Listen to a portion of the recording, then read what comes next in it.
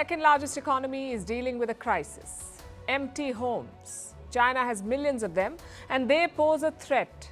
Tonight we'll explain how and what the government is doing to mitigate the situation. Meanwhile, American tariffs on Chinese goods may pose a challenge for India. We'll tell you why. As artificial intelligence booms, will it fuel fake news? Depends on where AI bots are being trained. And as of today, tech companies refuse to disclose the source. We'll discuss why this is a problem. In Turkey, Erdogan's Kurdish challengers are being put in jail, including a 42-year sentence for a political leader. In Taiwan, members of parliament come to blows over a contentious reform. The images are quite dramatic and not a first for Taipei. A proposed new law in the US triggers the old debate on marijuana. Is it good or bad? Should it be legalized? What does science say? In Africa, will Senegal be the next country to throw out French troops? Their prime minister has made a strong statement. In Egypt, an old mystery may have been solved on how the pyramids were built. In India, extreme heat raises an urgent question: should school timings be revised? And in Japan, an anime has led to a pet crisis. Tokyo has declared war on raccoons. We'll explain the headlines first. President Putin says Russia has no current plans to capture Kharkiv city. Last week, Moscow launched a ground assault into Ukraine's northeast. Thousands of Russian troops stormed the border. It was their biggest advance in 18 months, but Putin says the ground offensive was simply to build a buffer zone. Israel lashes out at South Africa's genocide case against it, saying Pretoria is divorced from reality at the top court of the United Nations. The outburst came after South Africa called for a ceasefire in Gaza. The hearing at the International Court of Justice was briefly interrupted by protests. Nepal bans 2 popular Indian spice brands over safety concerns. Last month, Hong Kong and Singapore banned products from Everest and MDH Spices. Reports claim that some of their products contain a cancer-causing pesticide. Kenya's Haiti deployment faces a new court challenge. The government plans to send police officials to violence-hit Haiti as part of a UN-backed mission. But a Kenyan opposition party has filed a new lawsuit seeking to prevent this move. The first contingent is expected to reach Haiti next week.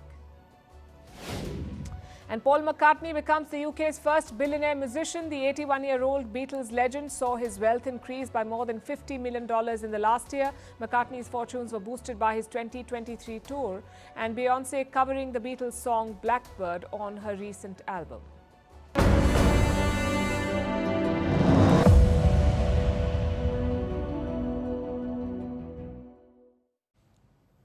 We begin tonight with China's latest crisis, the housing crisis. This is what it looks like. They have more than 7 million empty homes, or more than 7 billion square feet of built-up space. Do you know how many people can live there?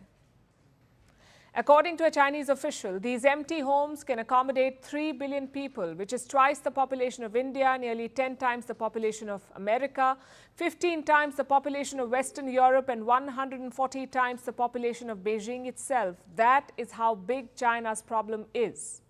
The Communist Party ignored it for the longest time, but now they have no option but to address it because their economy depends on the property sector. It accounts for 20% of China's GDP. 5 million people depend on this sector for jobs. Without a revival, they're staring at salary cuts or worse. They could be laid off. So saving this sector, the property sector, is vital for the world's second largest economy. And how do they plan to do that? With the help of a rescue package, Beijing wants to revive China's collapsing property market. More than 24 developers have already defaulted and home sales have hit rock bottom. People do not want to buy apartments anymore. The complexity, severity, and uncertainty of the current external environment are significantly increasing. There is insufficient effective domestic demand, high business pressure, and many risks and hidden dangers. The domestic circulation is not smooth enough, and the foundation for recovery needs to be strengthened. In simple words, the market is bad. There are too many empty homes and no takers. Beijing is trying to fix this. They will buy the unsold apartments from developers. Chinese local governments will do this, and then they will turn these properties into affordable housing. It's not clear how. They'll probably sell or allocate homes at cheaper rates. City governments should insist on ordering based on demand and can organize local state-owned enterprises to purchase some of the existing commercial housing at reasonable prices for use as affordable housing. And who will pay for these purchases? Chinese banks. They will give loans to China's state-owned companies. These companies will then buy the unsold apartments. Beijing has pledged some $42 billion for this scheme. And remember, this is not a bailout, this is financing a loan which will have to be repaid. The size of the guaranteed housing refinancing is 300 billion yuan, with an interest rate of 1.75% and a one-year maturity that can be rolled over 4 times. China's central bank is setting up a fund of sorts to support this move. That's the People's Bank of China. It is making another intervention. It has slashed interest rates on mortgages. It has also cut the down payment requirements, both for first-time buyers and those looking to get a second property. In both cases, the down payment will be cut by 5%. So this is what the new rates look like. 15% for first-time buyers. They'll have to pay 15% of the apartment cost up front. That's down payment. For a second home, the down payment is 25%. Earlier, these rates were 20 and 30%, so a 5% cut. Basically, China is undertaking a flash sale of homes and apartments. But will this be enough to save the sector?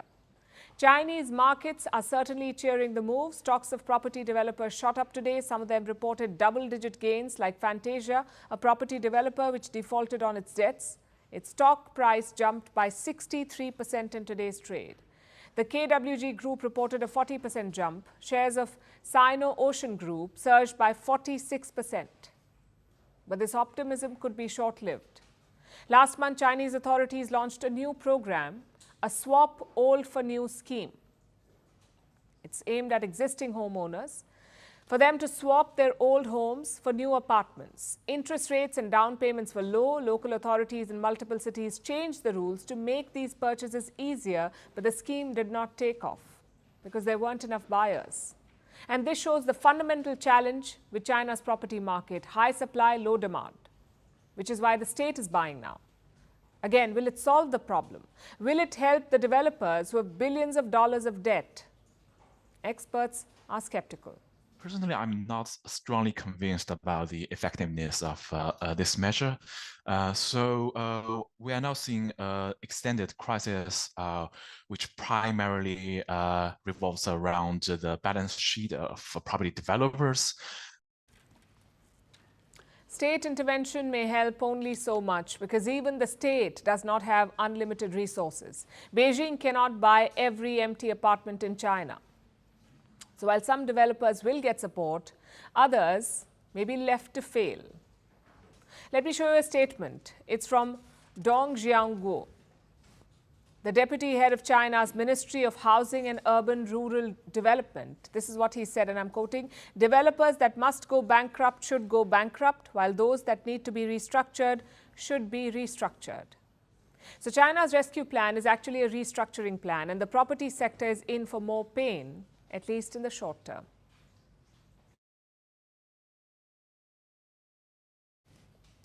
Staying with China, they're facing a new trade war too. Once again with the United States. It all started with Joe Biden's announcement this week. He increased tariffs on Chinese imports.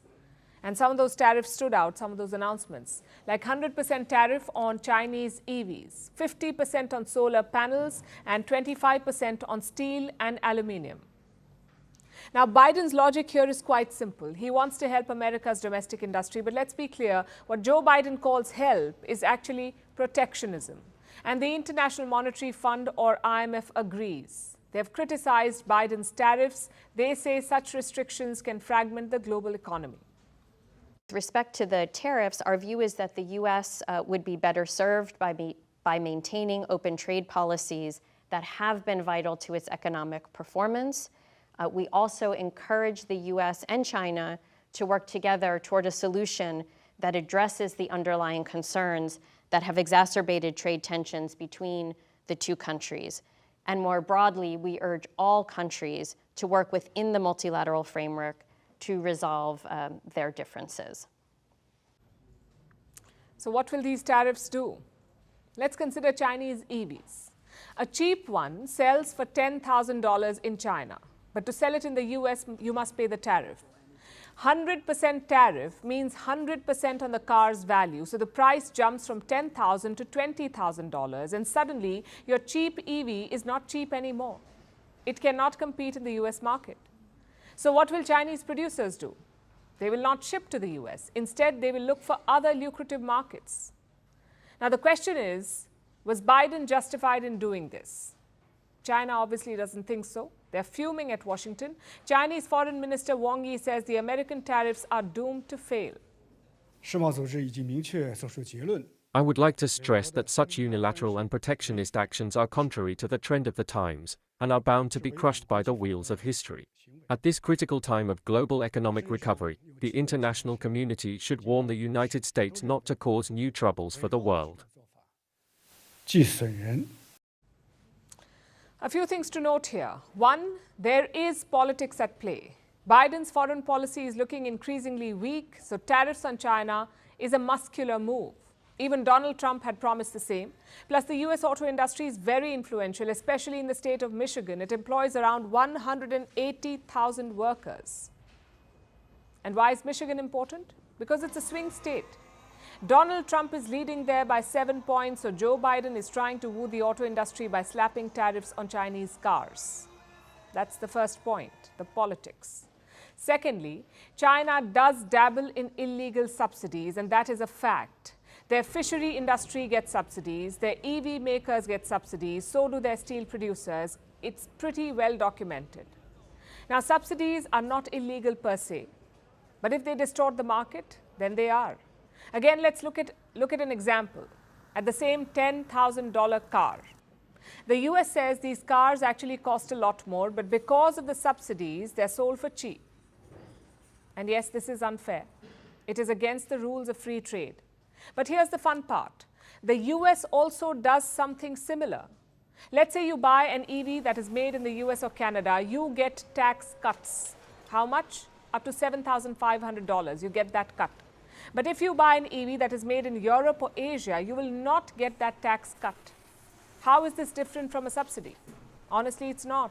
And China complained about this in the month of March. They filed a case at the World Trade Organization. So my point here is quite simple. Both China and America are playing a game. They're both propping up their domestic industries. They're both giving subsidies, and they're both gaming the system. And who suffers for this? Other players. Take India, for example. Indian exporters are wary of these tariffs, especially on steel and batteries. China is already sitting on excess supply. They cannot sell in the US. So what if they just dump their goods in India? It's a real possibility. China's steel exports to India doubled in the last financial year. So Indian producers do need cheap steel. But the local steel makers are wary. Like SAIL. That is the Steel Authority of India, SAIL. It's a state-owned company. Its chairman says he's keenly watching Chinese imports. In January, many steel makers had lobbied with the government of India. They wanted to raise the tariff on steel, which is around 7.5% at the moment. But the government did not budge. Mainly because India's steel consumption keeps increasing. With EVs, India has a different strategy, though. The import tariff is actually quite low. In India, it's just about 15%. But there's one condition. You must set up a local factory within 3 years. Only then will you get the low tariff. So it's more of a hybrid approach. Tesla has had a start and stop project in India. China's BYD is also having a tough time. They have launched cars in India, but their factory proposal was shot down. Elsewhere, Chinese EVs are making headway, like in Mexico and Brazil. So what we really need is a more calibrated global policy. Because EVs are crucial to our planet's future. We need cheap and reliable EVs, but we also need fair competition. So China's subsidies and dumping must be investigated, but Joe Biden's unilateral tariffs must also be questioned. We are talking about self-proclaimed champions of free trade. They lecture the world on the free market, but at the end of the day, they're acting like protectionist bullies.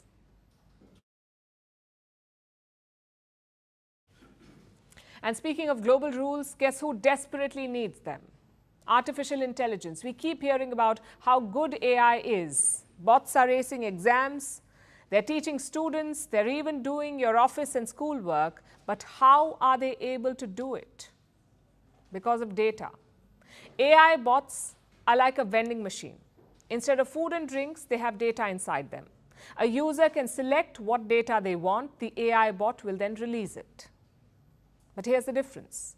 We know where the food in our vending machine comes from, but we do not know where AI bots are getting their data from. Not completely. And that's a big problem. Every AI bot has to be fed information, so it's important to know the source. Let me show you this study from last year. It analyzed Google's C4 data set. It's basically a compilation of 15 million websites. This data set was used to train multiple AI models, even for Google and Facebook. And what did the analysis find? The second biggest source of data was Wikipedia. I'm sure you've used it too. Basically, anyone can edit a Wikipedia article, so it's not always reliable or accurate. But that's what AI bots are trained on, Wikipedia. Another name on the list was bok.org. It's an illegal online market for pirated books. In fact, this was a common trend. These AI bots used 27 websites accused of piracy by the US government. They also used personal blogs like Medium, WordPress, and Blog Post. Now, the problem here is obvious. Facts on Wikipedia are not scrutinized. Facts on blogs are also not verified. They may represent fake news or opinion, which is not fact.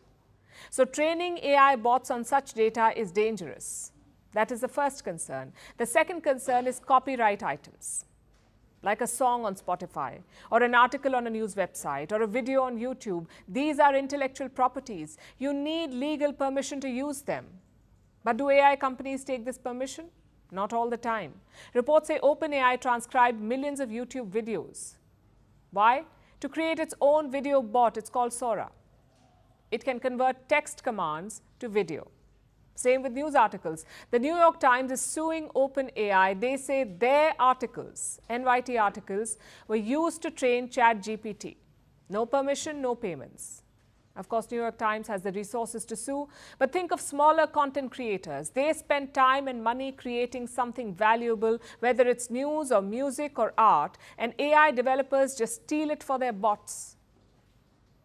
What is the solution here?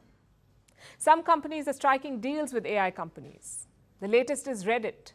They've signed a deal with OpenAI. Under this deal, Reddit posts will be used to train AI models. They've struck a similar deal with Google that was valued at $60 million.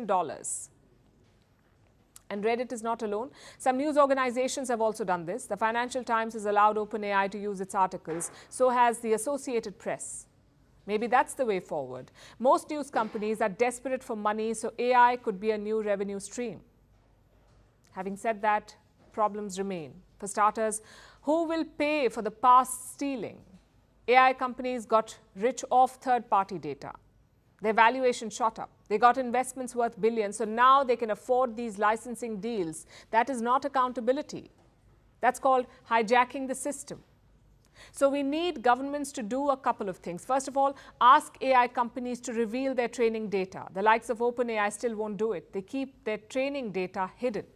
But revealing it is very important, because you're asking people to use and trust your AI bots. Well, tell us where the data is coming from. Imagine you're reading a news article online. It randomly throws facts and numbers at you. No reference, no information source. Would you trust it? Chances are you wouldn't, and you shouldn't. And that's AI bots right now. Secondly, we need accountability for fake information. Sometimes AI bots can hallucinate. They tell you things that never happened. But who is held accountable for that? No one. Apparently, it's part and parcel of the journey. But you see, fake news has serious repercussions. It's bad enough when humans spread it. If AI joins it, it could be unstoppable. The only way to prevent this is accountability. You cannot let companies get away by saying it's an emerging technology. It is your product, so you take responsibility. Will it discourage and slow innovation? Maybe it will. But we say the world needs accuracy more than speed.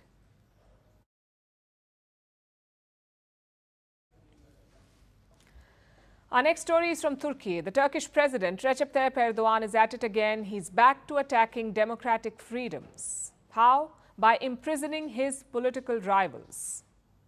His victims today are Kurdish politicians. The Kurdish people are an ethnic minority in Turkey. They mostly vote for politicians from their own community, and the Kurdish politicians have always challenged Erdogan. Now, 24 of them have been imprisoned, with sentences ranging between 9 and 42 years. You heard that right, 42 years of jail. Who received this jail term? A former presidential candidate who dared to defy Erdogan, even challenging him from inside prison. My abilities here are very limited. I am being held in a maximum security prison, but I know that you are carrying out the electoral campaign for me with faith and enthusiasm. His name is Selahattin Demirtas. He contested against Erdogan twice, in 2014 and 2018. The 2018 challenge was from behind bars. He was in jail then, and after today's verdict, he may stay in prison for a long time. Now, Demirtas was the leader of a pro-Kurdish political party, the People's Democratic Party, or the HDP. This party performed well under his leadership. They did so well that they managed to weaken Erdogan's grip on parliament. That was in 2015. So Erdogan decided to get Demirtas and others out of the way. The Kurdish leader and his deputy were arrested in November 2016, and he's been in prison ever since, awaiting trial for murder, terrorism, and I'm quoting, trying to destroy the unity of Turkey. Those are the charges against him. Erdogan's officials say Demirtas incited violent protests in 2014. Protests that left at least 37 people dead. So let's tell you what happened. Back in 2014, the terror group ISIS was on the rise. It was making gains in Iraq and Syria. Both countries are also home to Kurdish people. They were at the forefront of ISIS attacks. Things came to a head when ISIS reached the town of Kobani. This town is in Syria, but right at the border with Turkey. Now, the Kurdish people in Turkey wanted to help their fellow Kurds in Kobani, so they made an appeal to Erdogan's government. They wanted Turkey to send aid to fight ISIS. But Ankara wouldn't budge. That's when the Kurdish people took to the streets. Politicians like Demirtas encouraged this. They wanted to put pressure on the government. But this is Erdogan. The protests ended in clashes with the police and 37 people dead. Demirtas is being blamed for the 2014 riots. That is why he has been in detention. And the verdict came out today, almost 8 years after his arrest. It sentences him to 42 years in prison. Kurds, revolutionaries, as well as their Kurdish and revolutionary politics, have been punished today. We do not recognize this sentencing. We do not accept these decisions. There is nothing left in Turkey to call judiciary process anymore. This decision taken by the court in Turkey today is a decision that will make people pray to the courts of the military junta. This decision is another legal and political coup that has occurred today. Those two are present-day Kurdish leaders. They plan to challenge the verdict. They're calling it a political coup. They say Erdogan is punishing rivals like Demirtas. Human Rights Watch agrees with this. The rights group says these are bogus charges. They say it was a politically motivated trial. Demirtas was sentenced to 42 years in prison. His deputy received 30. Another Kurdish politician, a sitting mayor, was given 10 years. The man, Ahmet Turk, is 81 years old. It seems Erdogan is not taking any chances. Perhaps he thinks the crackdown will help him politically, or maybe he seeks to break the spirit of Kurdish resistance. But look at these scenes. From both outside and inside the court, people are dancing and chanting resistance slogans. They show no signs of bowing down. Erdogan may have miscalculated because it looks like the spirit of Kurdish resistance remains unbroken.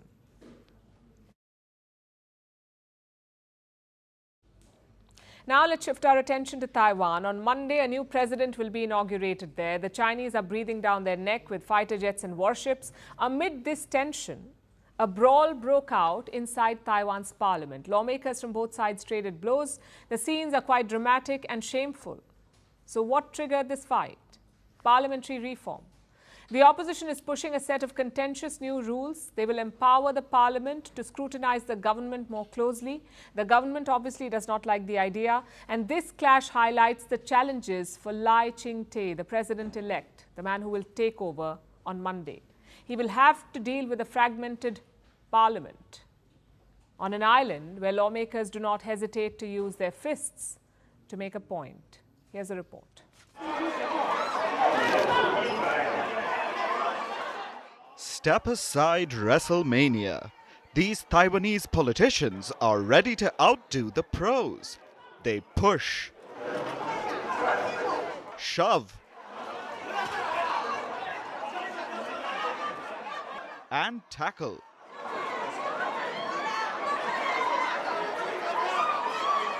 Some can even leap across the table and pull their colleagues to the floor.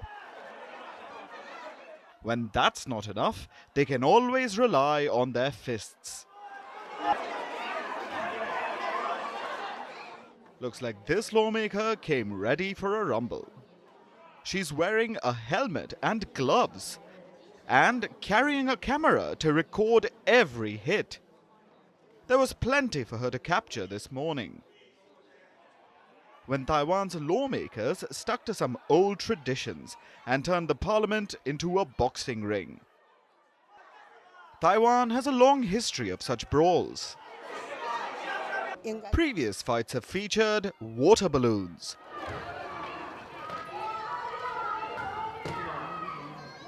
chairs and banners, even the organs of pigs.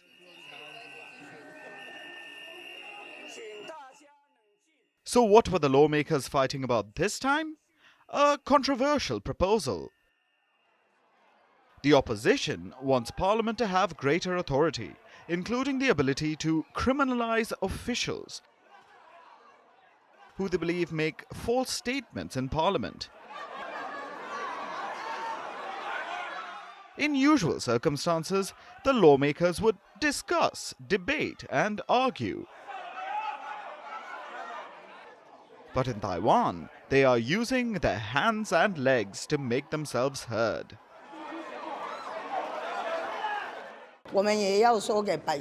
We also have to tell the people why we oppose them, and we need to discuss them as well. We can't let the country have just one voice and let do whatever they want.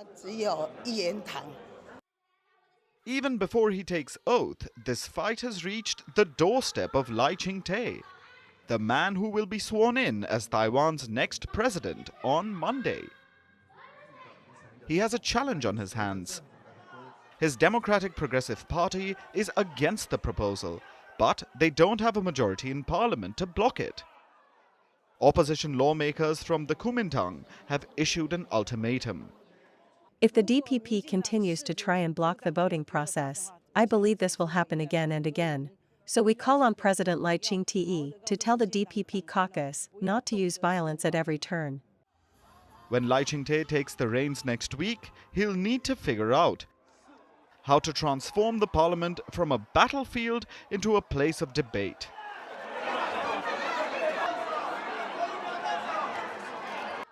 But with their history, he might need a referee rather than a gavel.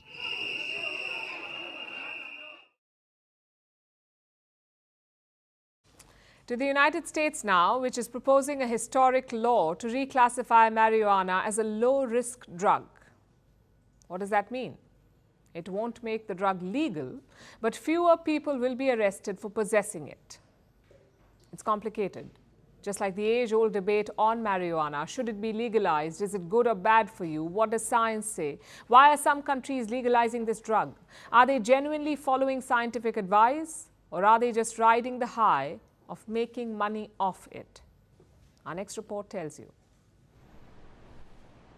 The US has unveiled a historic proposal. It wants to reclassify marijuana. Right now, it's a Schedule I drug, the same level as heroin, ecstasy, and LSD. But the Biden administration wants to change this. It wants it to be classified as a low-risk drug. If passed, it won't make marijuana legal, but there will be fewer arrests related to it. This is monumental Today, my administration took a major step to reclassify marijuana from a Schedule I drug to a Schedule III drug. It's an important move toward reversing long-standing inequities. Today's announcement builds on the work we've already done to pardon a record number of federal offenses for simple possession of marijuana. And it adds to the action we've taken to lift barriers to housing, employment, small business loans, and so much more for tens of thousands of Americans. Look, folks, no one should be in jail merely for using or possessing marijuana, period. Far too many lives have been upended because of failed approach to marijuana, and I'm committed to righting those wrongs. You have my word on it. But why is Washington doing this? Well, it's because of popular sentiment. Marijuana was first outlawed in 1937. Then, in the 1970s, there was the war on drugs. And until now, it's not legal in America. You can be arrested for possessing it. And these arrests affect minorities, especially the black community. But while the government cracks down on marijuana, the popular sentiment is different. 88% of Americans believe it should be allowed for recreational or medicinal use. It's already legal in a few states. Meanwhile, only 11% say it should be illegal. So the Biden administration is going with the popular opinion. But the US isn't the only country doing this. Across the world, opinions on marijuana are changing. So what exactly is marijuana? It starts with the cannabis plant. It contains tetrahydrocannabinol, commonly known as THC. THC affects the mind and mood. Marijuana is the dried leaves and flowering parts of the female cannabis plant. Usually, cannabis and marijuana are used interchangeably, but technically, cannabis includes more products than marijuana. Which brings us to the next question. Is marijuana good or bad? Honestly, it's a mixed bag. Marijuana does have some potential benefits. There's evidence that it's good for treating chronic pain. It's seen as a solid treatment for chemotherapy-induced nausea, multiple sclerosis, social anxiety disorders, Parkinson's symptoms, and post-traumatic stress disorder or PTSD. It's often described as one of the safest drugs out there, but that's partly because it's never linked to an overdose death. But that doesn't make it all good. Marijuana has been linked to depression. It's been linked to psychosis. In the short term, it impairs memory and cognitive ability. Cannabis smokers are more likely to develop bronchitis, that's the inflammation of the lining of the lungs. While it's portrayed as a non-addictive drug, 10% of regular users are estimated to have a dependence, so they do get addicted. So why are countries approving the use of marijuana? In 2012, Uruguay was the first country to do so. The aim was simple: replace the cannabis trade by crime gangs with state regulation. Soon other countries followed. The United States did it, Mexico and Canada joined in. In Spain, it's legal to use cannabis in private. Germany has legalized recreational use. Thailand made it legal. The idea was simple. Legalizing it will curb the black market. It will protect users against contaminated marijuana. Governments can regulate and earn money off it, and drug-related crimes would reduce. While it's worked in favor of most, not all countries have had the same arc. Take Thailand, for example. It decriminalized marijuana after the pandemic, but now it's made a U-turn. Marijuana will be classified a narcotic once again. Why? It's because of the social and health impact on young people. Young people in Thailand are smoking marijuana 10 times more than they were in 2019. So they're reversing it. Which brings us to the question, ban or no ban? While marijuana has long been a polarizing issue, the approach to it needs to be measured. Legalizing it completely or banning it outright won't help.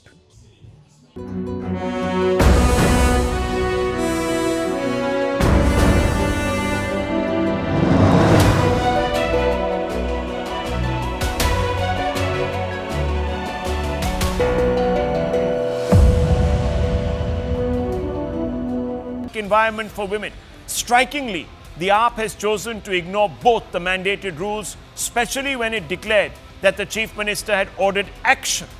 But despite the assurance, neither has the AAP set up a committee to investigate the matter, and neither has it approached the police. The larger point is that by ignoring the mandated rules, the employer or the head of the organization of the place of work stands guilty of abetment.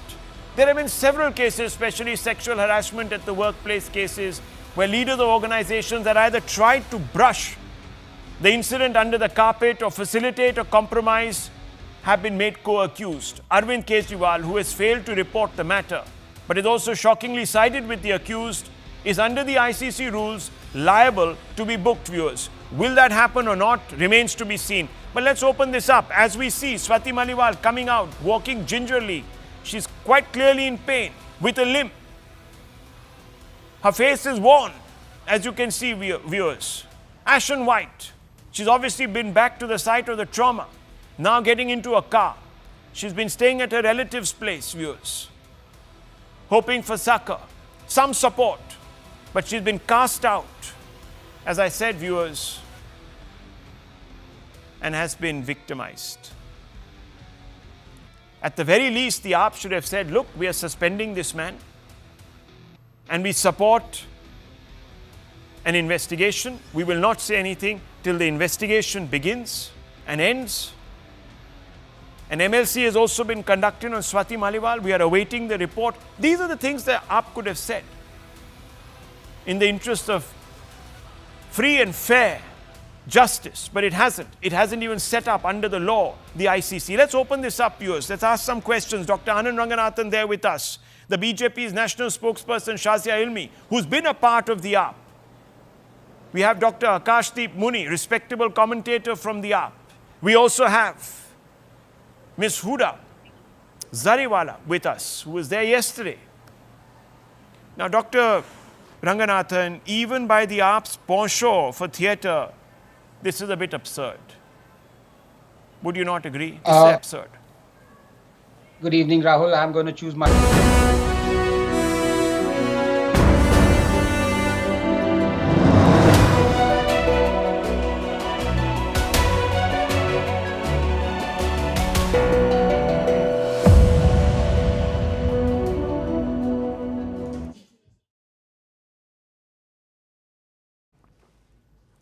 Our next story is from Africa, from Senegal in the west. Senegal is a country that is transforming. In March, they chose Africa's youngest elected president, Bassirou Diomaye Faye. The 44-year-old won Senegal's presidential election. Faye then brought in his mentor as the prime minister, which is this man, Ousmane Sonko. Both Faye and Sonko won by campaigning for change. And that change may worry France, Senegal's old colonial overlord. Yesterday, Senegal's Prime Minister Sonko gave a fiery speech, a speech that took shots at France.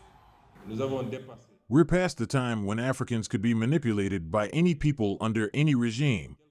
And this feeling, which is evident today, has always been present from independence to the present day.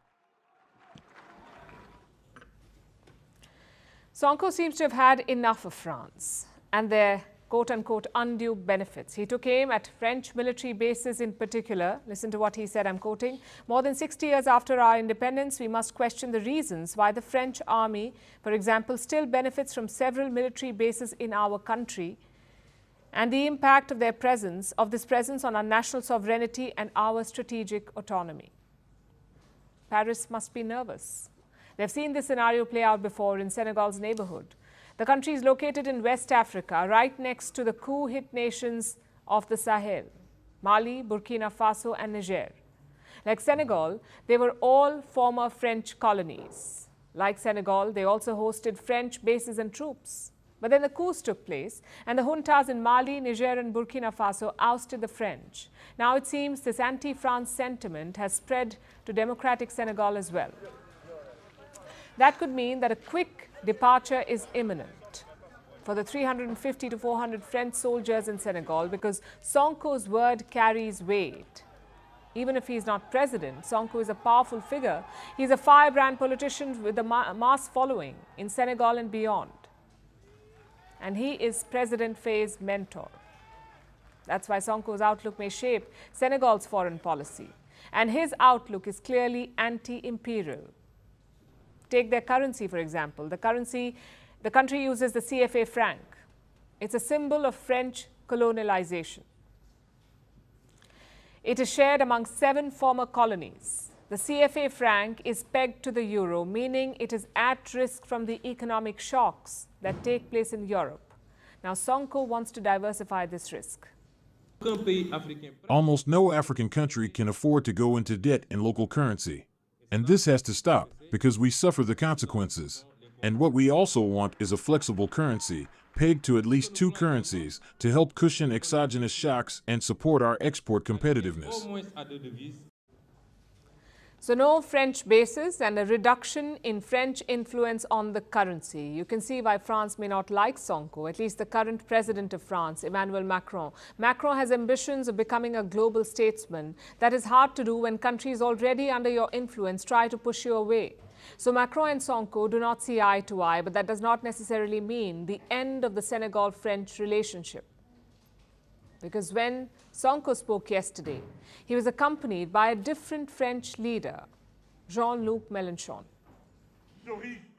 This is a historic moment because Senegal, through the actions of its people, has opened up a particular path, that of a citizens' revolution, ending in electoral victory after a popular resistance paid for with death and martyrdom. Mélenchon contested against Macron in the last French presidential election. He could stand again in 2027, so he may be trying to mend ties and keep Senegal in the French ambit. But by the looks of it, he might be too late. It seems Senegal is preparing to sever ties with France for good.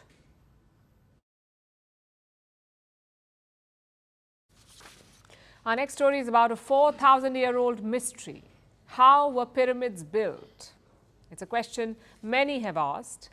Did they use elephants or carts to carry the stones? Or did aliens help them? We've seen all sorts of theories, but it looks like scientists finally have the answer. And it's a simple one. The Egyptians used the Nile, the river. But here's the catch. The modern-day river lies 8 kilometers away from the Giza pyramids. So how did it work? Our next report solves the mystery for you. Imagine a time 4,500 years ago. No cars, no machines, no cranes, no modern technology. In the vast span of the Sahara Desert rose the pyramids of Egypt. They are monumental tombs, relics of Egypt's Old Kingdom era. The pyramids were built to stand for eternity, and they have. But how did Egyptians build them?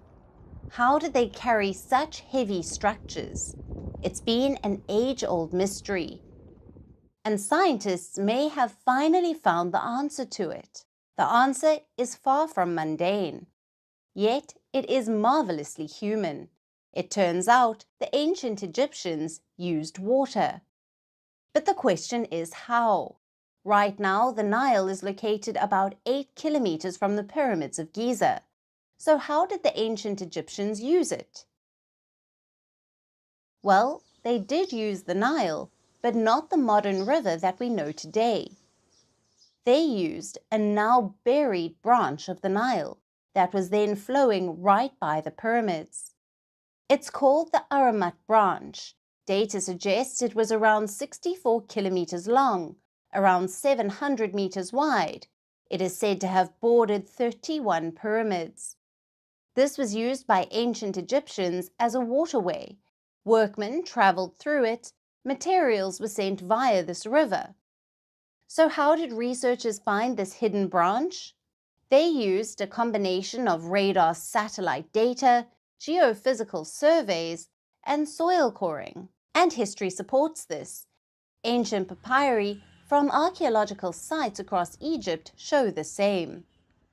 It shows boatmen using the Nile and other waterways to bring materials to the Giza Plateau.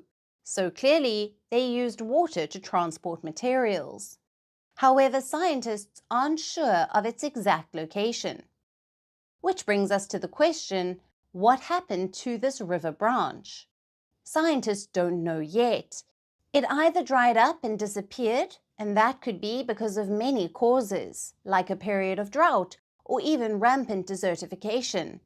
All of this could have led to the waterway being buried under desert and farmland. So it looks like the great mystery is finally solved. The world has long speculated how ancient Egyptians transported the heavy blocks. No, it wasn't aliens, or elephants, or even cattle carts. Ancient Egyptians used water to transport materials. It's genius, but it's also very human.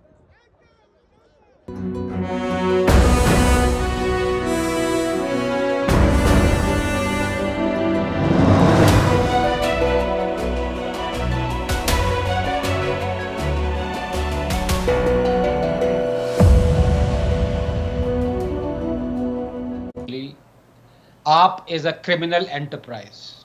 I repeat, the Aam Aadmi Party is a criminal enterprise. For them to send a woman to hold a presser and then to do victim shaming of a sitting member of parliament from the same party is beyond vile. I'm sorry, it is psychopathic. And the same woman who held a press conference without showing any proof of CCTV footage that would be formal, official, and in the police records, some random footage taken from a random mobile camera of possibly her friend, and to allege that Miss Maliwal, who can clearly be seen, Rahul, in the footage that you are showing, grimacing, she's limping, she's clearly been injured. What she says in the FIR is horrendous assault on her. Be that as it may, I'm not saying one way or the other, but for them, for Aam Aadmi Party to send a woman to victim shame, and this same lady, Atishi Marlena, was the one who on record said, आंख बंद करके गुंडों को vote करो क्यों किसी भी हालत में बीजेपी को हराना है. This is the same person who wanted to change the system. They want gundas to be elected, and their wishes have been proven true because they have elected gundas. But here I want three things because I have absolutely no hope on the Aam Aadmi Party. उस complaint में स्मृति मालीवाल जी कहती हैं कि उनकी बेरहमी से मार पिटाई हुई, उन पर मुक्के मारे गए, घूंसे मारे गए, कि उनके सिर पर चोट लगी, कि वो उस पिटाई के बाद दर्द में कराह रही थी, उनसे बोला नहीं जा रहा था, वो पुलिस को बार बार कह रही थी कि मुझे मारा गया, मुझे पीटा गया. उन्होंने अपनी कंप्लेंट में लिखा है कि उनका सर टेबल पे लगा और उनका सर फट गया. उन्होंने लिखा है कि उनके कपड़े फाड़े गए, उनकी शर्ट के बटन फाड़े गए. ये सब कुछ स्वाति मालीवाल जी ने अपने आरोपों में कहा है. लेकिन जो आज वीडियो सामने आया है वो बिल्कुल इसके विपरीत सच्चाई दिखाता है. विभव कुमार जी पर जिस पर उन्होंने आरोप लगाया,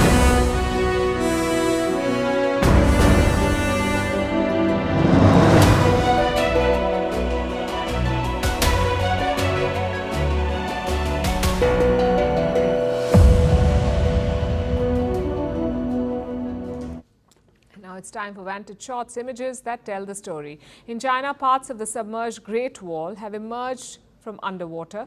In Texas, a powerful storm shatters hundreds of windows in downtown Houston, and looks like flying cars could become a reality as a personal electric aircraft takes to the skies in Tokyo. Finally, we're taking you back in history. On this day in 1990, the WHO removed homosexuality from its list of mental disorders. Homosexuality was classified as a mental disease in the early 90s. Psychiatrists offered a horde of therapies to treat it, including shocking patients. It was only in the late 90s that people began to rally against this definition. Even today, homosexuality is seen as a disease in some countries. We're leaving you on that note. Thanks for watching. Have a great weekend.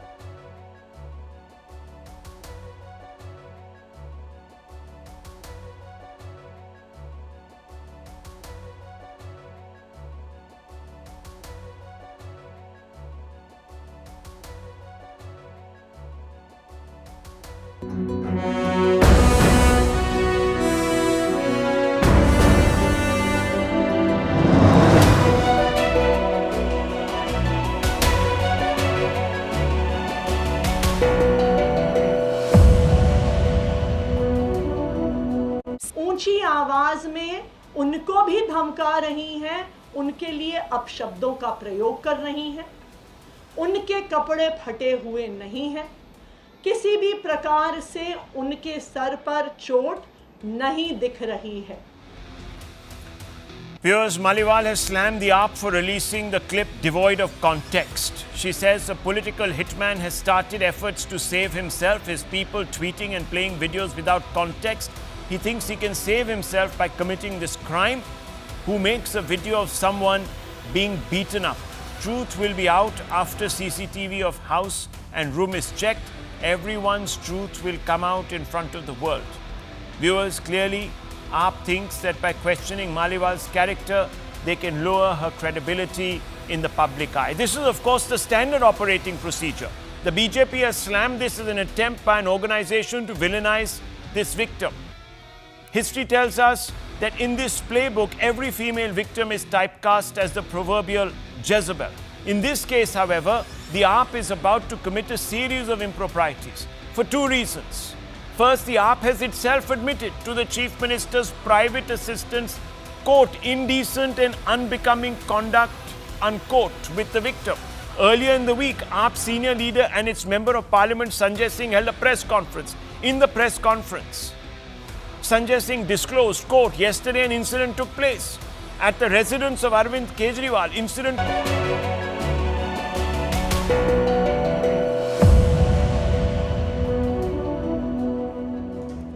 Can the India bloc halt the Modi juggernaut? Join me, Nistula Hebbar, for the most dynamic and distinct coverage, unrivaled political punditry, and the sharpest election analysis. Elections equals CNN News 18.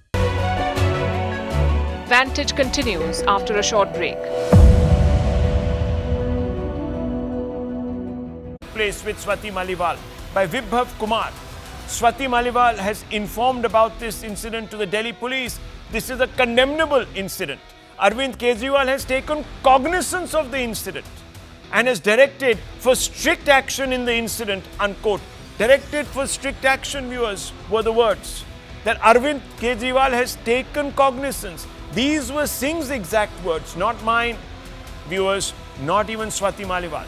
Now think about it. If the AAP itself has admitted that an, quote, incident of misbehavior, unquote, took place, and if it is, quote, condemnable, unquote, and if, quote, Arvind Kejriwal has taken cognizance, unquote, of it, then on what basis is the AAP accusing Swati Maliwal of, quote, misusing laws, unquote? Surely, if Bibhav Kumar has attacked her, then she is justified in invoking the laws of the land to seek justice. Or is she not, viewers? Any attempt to browbeat Maliwal then must be characterized as an attempt to either side with the accused or then shame the complainant into silence. Surely there can be no two other interpretations. Viewers, this brings me to my second point. Any organization, even a political party, is legally bound to take accusations of violence, physical, including sexual, mental and emotional, against women in the workplace extremely seriously. The AAP has admitted that the incident took place in the Chief Minister and the AAP Chief Minister Kejriwal's own home. In other words, in Swati Maliwal's own party's sanctum sanctorum. By extension, a place of work. You all go out to work, viewers. You've all either been part of companies or running your own company.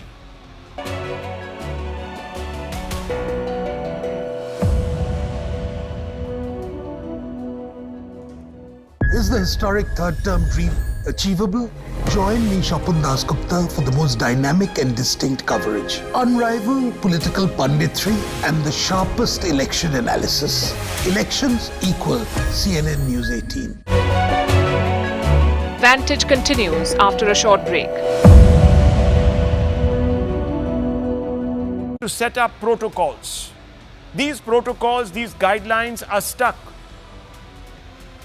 in staff rooms, in loos, and of course water coolers, any place where there can be a gathering of employees so that they know what the rules are of conduct. And viewers, there is Swati Maliwal coming out of Delhi Chief Minister's residence with the police. That's an attempt there to recreate the crime. Incidentally, the AAP has even released a video clip which was shot on a mobile phone that confirms, if nothing else, that there was, at the very least, a heated and abusive exchange between Maliwal and AAP workers and security at the said hour in the drawing room of the Chief Minister's home. It's almost impossible to believe that Arvind Kejriwal would not have known. He might have even been in the vicinity of the exact spot where the admitted incident took place. Given the self-admitted nature of the incident, the law makes it incumbent upon the organization, in this case the AAP, to insulate an investigation, institute it, and immediately report the matter to the police. Every organization or workplace mandates the formation of the Internal Complaints Committee, or ICC. An incident must be reported to the ICC even if the victim hasn't made a complaint, and especially if the alleged crime has been witnessed by colleagues. Thus, under the law, an employer must take certain steps to create a safe work environment for women. Strikingly, the AAP has chosen to ignore both the mandated rules, especially when it declared that the Chief Minister had ordered action.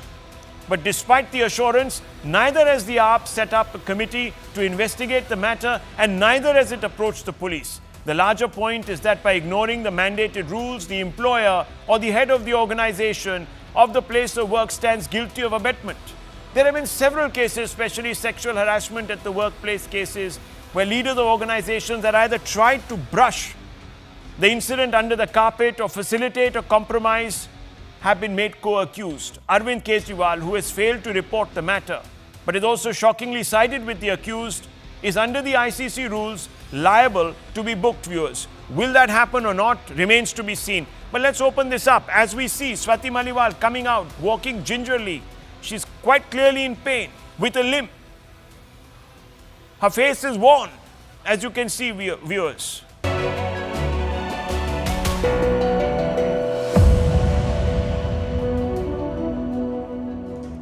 How will these elections impact Bharat's rise in the world? Join me, Nalin Mehta, for the most dynamic and distinctive coverage, unrivaled political punditry, and the sharpest election analysis. Elections equals CNN News 18.